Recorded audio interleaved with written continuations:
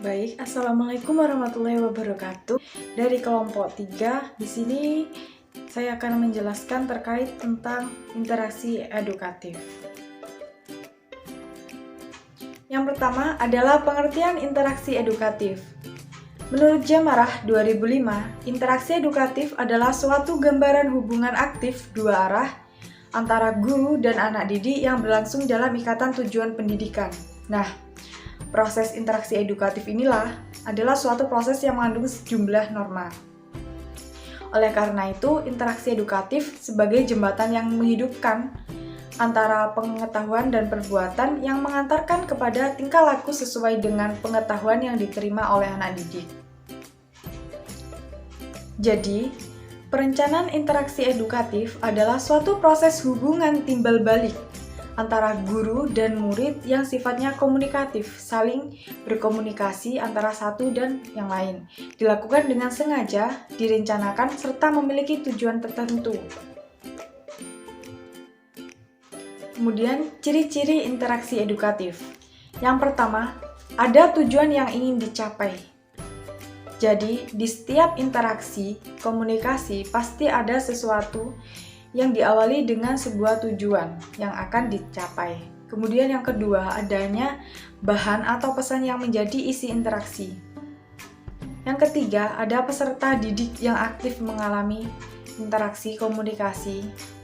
Yang keempat, ada pendidik yang mengawali sebuah interaksi, seperti contohnya memberikan sebuah materi kepada peserta didik. Yang kelima, ada metode untuk mencapai tujuan. Contohnya, metode seperti metode ceramah. Nah, dari metode tersebut telah terancang dan terlaksananya sebuah rancangan yang disusun untuk mencapai sebuah tujuan pembelajaran tersebut. Yang keenam, ada situasi yang memungkinkan proses belajar mengajar dengan baik. Yang ketujuh, ada penilaian terhadap hasil interaksi. Ini merupakan evaluasi di akhir pembelajaran. Komponen interaksi edukatif. Yang pertama adalah tujuan, di mana adanya tujuan dari proses pembelajaran tersebut yang dirancang dan disusun untuk tercapainya sebuah tujuan pembelajaran atau tujuan pendidikan nasional. Yang kedua, adanya bahan ajar, yaitu perangkat ajar berupa materi dalam menunjang proses pembelajaran berlangsung. Ketiga, metode.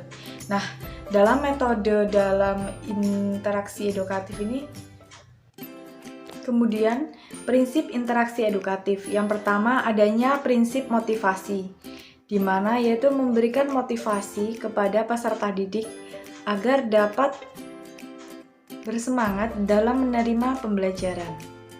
Yang kedua, adanya prinsip persepsi, yaitu memberikan sebuah penjelasan terkait dengan pengalaman dan pengetahuan anak didik yang akan memudahkan anak didik dalam menanggapi dan memahami pengalaman yang baru dan bahkan akan membuat anak didik tersebut memusatkan perhatiannya. Kemudian, prinsip fokus, yaitu di mana untuk mengarahkan dan fokus terhadap satu titik pusat perhatian yang akan dibahas atau dikaji dalam pembelajaran berlangsung. Kemudian, prinsip keterpaduan, yaitu keterpaduan dalam pembahasan dan peninjauan akan membantu anak didik dalam memadukan perolehan belajar dalam kegiatan interaksi edukatif. Dan kemudian prinsip pemecahan masalah yang dihadapi atau disebut dengan problem solving, yaitu pemecahan masalah dapat mendorong anak didik untuk lebih tegar dalam menghadapi berbagai masalah belajar, dan anak didik akan cepat tanggap dan kreatif. Kemudian prinsip 3M. Nah, apa itu prinsip 3M? Yang pertama, mencari, kedua menemukan, dan mengembangkan. Yaitu di mana nanti pendidik akan memberikan kesempatan kepada peserta didik untuk mencari dan menemukan sendiri sebuah informasi. Yang dimana juga merupakan konsep belajar mandiri yang bertujuan untuk melahirkan peserta didik yang aktif dan kreatif maupun inovatif. Kemudian, prinsip belajar sambil bekerja, yaitu artinya belajar sambil melakukan aktivitas, lebih banyak mendatangkan hasil untuk peserta didik sebab ada kesan yang didapatkan oleh peserta didik yang lebih lama untuk diingat, yaitu seperti contohnya belajar sambil bukan hanya sebuah teori, namun juga ada praktik. Jadi di mana belajar itu sebuah teori dan dilaksanakan dengan praktik yang akan mengingat kemampuan daya ingat peserta didik lebih tajam. Kemudian adanya prinsip hubungan sosial, yaitu kerjasama memberikan kesan bahwa kondisi sosialisasi juga diciptakan di kelas, yang akan mengakrabkan hubungan peserta didik dengan peserta didik yang lainnya dalam proses pembelajaran. Kemudian adanya perbedaan individual, di mana pendidik harus dapat memiliki kemampuan dalam melihat atau membedakan dari banyaknya keberagaman peserta didik atau karakteristik setiap peserta didik. Jadi melihat aspek perbedaan anak didik adalah dari segi biologis, intelektual, dan psikologis. Semua perbedaan ini memudahkan pendidik melakukan pendekatan edukatif kepada setiap peserta didik. Banyak kegagalan yang dilakukan oleh pendidik dalam menuntaskan penguasaan anak didik terhadap bahan pelajaran. Salah satunya yaitu dikarenakan karena pendidik ini gagal memahami sifat peserta didik secara individual.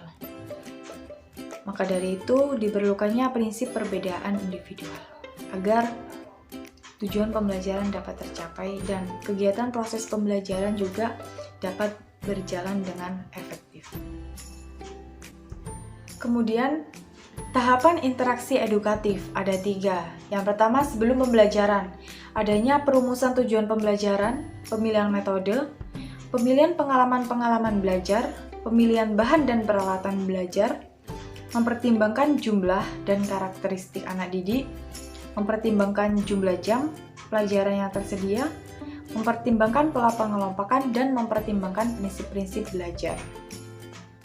Kemudian pada saat pembelajaran, yaitu di mana di sini terbangunnya interaksi antara guru dengan anak didik dengan anak didik, maupun anak didik dalam kelompok atau anak didik secara individual, yaitu pengelolaan dan pengendalian kelas, penyampaian informasi, penggunaan tingkah laku verbal, non-verbal, merangsang tanggapan balik dari anak didik maupun pendidik, mempertimbangkan prinsip-prinsip belajar, mendiagnosis kesulitan belajar, mempertimbangkan perbedaan individual, mengevaluasi kegiatan interaksi, dan tahap sesudah pengajaran.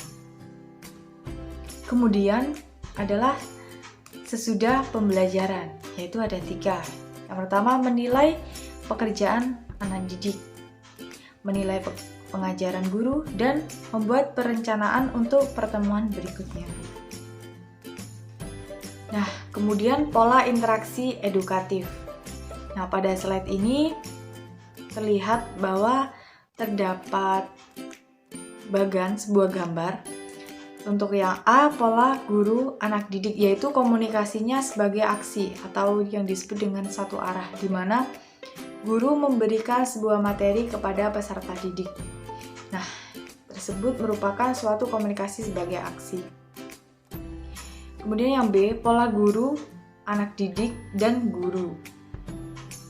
Jadi ada balikan atau feedback bagi guru dan tidak ada interaksi antar siswa, komunikasi sebagai interaksi. Jadi adanya interaksi antara guru dan anak didik, di mana guru memberikan sebuah materi dan anak didik menanggapi dari penjelasan materi tersebut atau adanya sesi tanya jawab. Kemudian pola guru anak didik anak didik, yaitu interaksi optimal antara guru dan anak didik dan antara anak didik, yaitu komunikasi dengan transaksi atau multi arah. Nah, poin D, pola guru, anak didik guru, anak didik dan anak didik, yaitu interaksi optimal antara guru dan anak didik dan antara anak didik dengan anak didik, atau disebut dengan komunikasi sebagai transaksi multi arah. Yang terakhir adalah pola melingkar. Setiap anak didik mendapat giliran untuk mengemukakan sambutan atau jawaban. Tidak diperkenankan berbicara 2 kali apabila setiap anak didik belum mendapatkan giliran.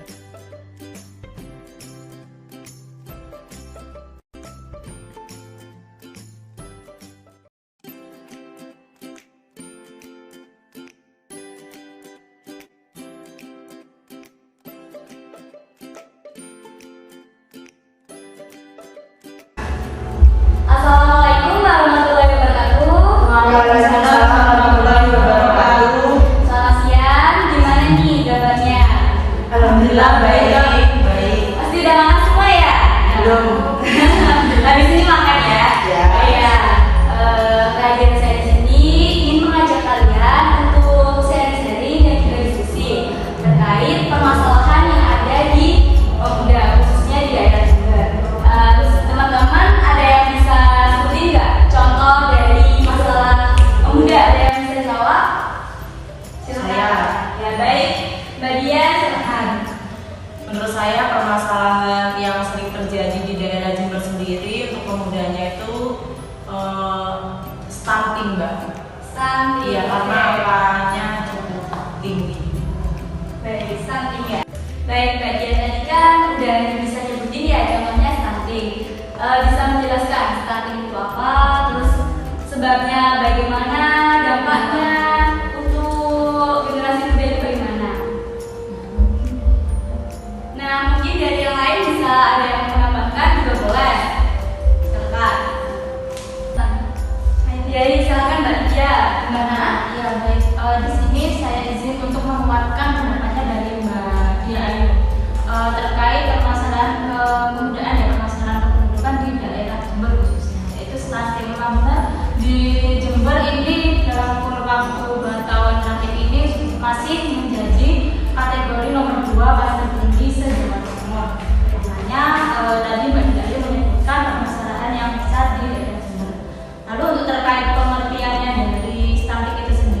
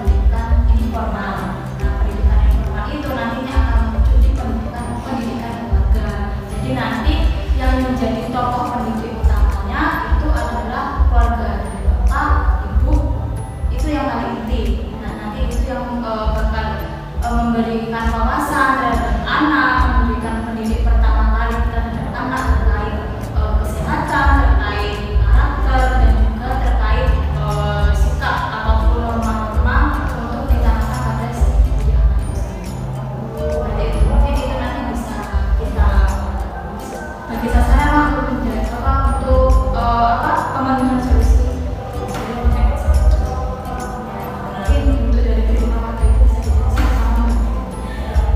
Untuk pendidikan non formalnya mungkin kita sebagai lulusan pendidik dari pendidik non formal bisa melalui kegiatan sosialisasi atau penyuluhan seperti ini kan.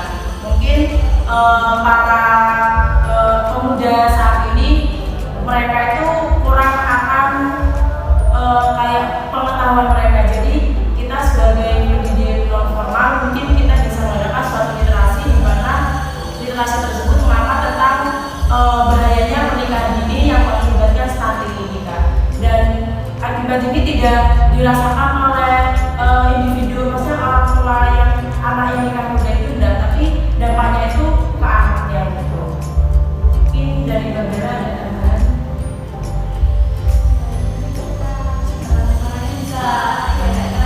Kita akan mengadakan penyuluhan seperti yang sudah dijelaskan oleh Mbak Lydia dan Mbak Dila.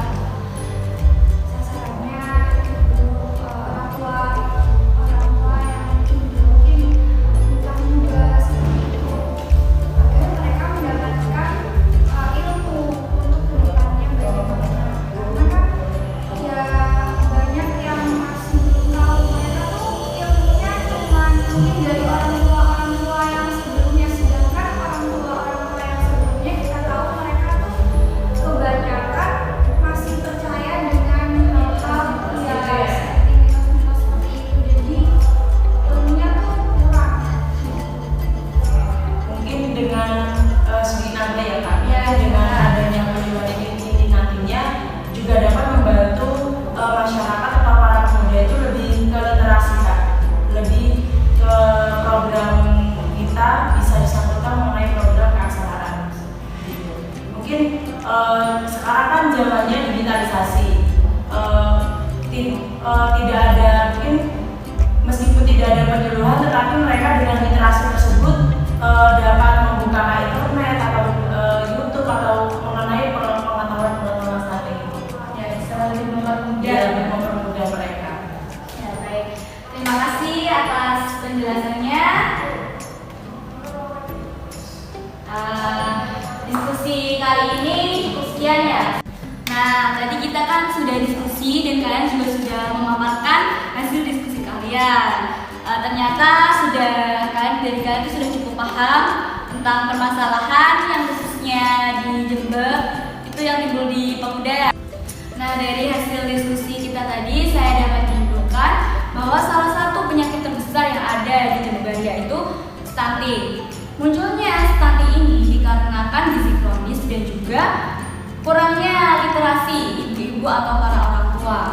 Nah, kita sebagai pemuda atau agent of change, kita bisa memberikan arahan atau penyuluhan bagi orang tua agar dapat meningkatkan sumber daya manusia, yaitu khususnya orang tua itu sendiri, untuk meningkatkan pengetahuan mereka terhadap pentingnya pendidikan keluarga dari dini. Terima kasih.